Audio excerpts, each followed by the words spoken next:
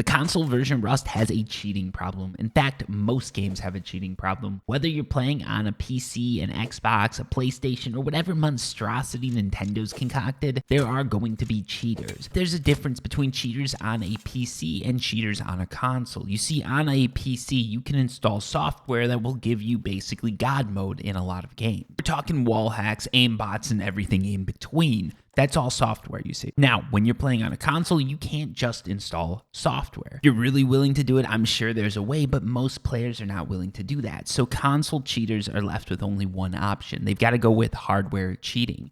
What do I mean by this? I mean using a mouse and keyboard instead of a controller. You see in a lot of games, including the console version Rust, a mouse and keyboard is just what that game was originally designed for. And using that means that you'll be able to aim quicker, you'll be able to snap to targets quicker, and in addition, some of these cheating devices allow you to put in scripts that will help deal with recoil.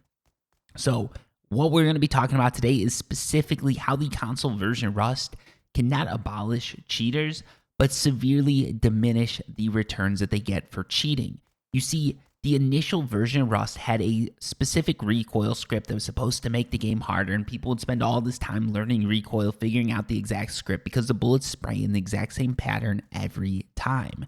Now, what's recently happened for the PC version of Rust is they've changed the recoil so that that spray pattern isn't as hard to memorize. The level of skill required to master the spray is a lot less than it used to be. What this means is pretty much everybody has as good of a spray as everybody else. There are some people who are still just exceptional at it, and there's some people who are just horrific at it. That's how it's always going to be. But overall, the difference between horrific and exceptional is a lot less, which means now it matters more how you're positioning yourself, how you're running, how many people you even have on your team. Things like that will affect gameplay a lot more. That's the PC version Rust. Now, on the console version Rust, we're still stuck with that old recoil system. The developers have dumbed it down a bit, but it is still the old recoil system. It still jumps a lot, and there's still significant advantage to recoil control if you switch from a controller to a mouse and keyboard.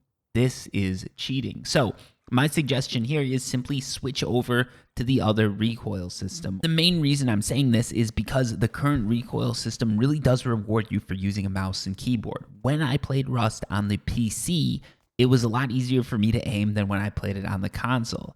Now that they've dumbed things down, it was about the same, but you still would get a huge advantage by using a mouse and keyboard. What you do by switching over to this new recoil system is you take away a lot of the advantage that someone gets from using a mouse and keyboard, especially a mouse and keyboard with scripts.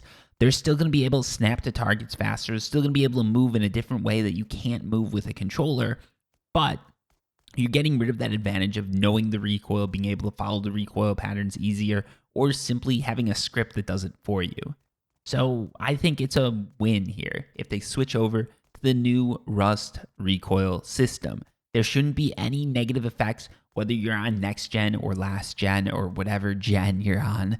And the game should still be about the same for everybody. It just means it's going to be a little bit easier to aim, which, while it is going to take an advantage away from those of you who have 2,000 or 3,000 hours, it's going to be overall better for the player base because it means that it's going to be a little bit easier for players to play the game. There's going to be less advantage to cheating, and hopefully it's going to mean that people in general just stick around a little bit longer, and even if you're really good, you still just have more cannon fodder, because let's face it, knowing recoil isn't the end all be all of this game, and that is not the way it should be.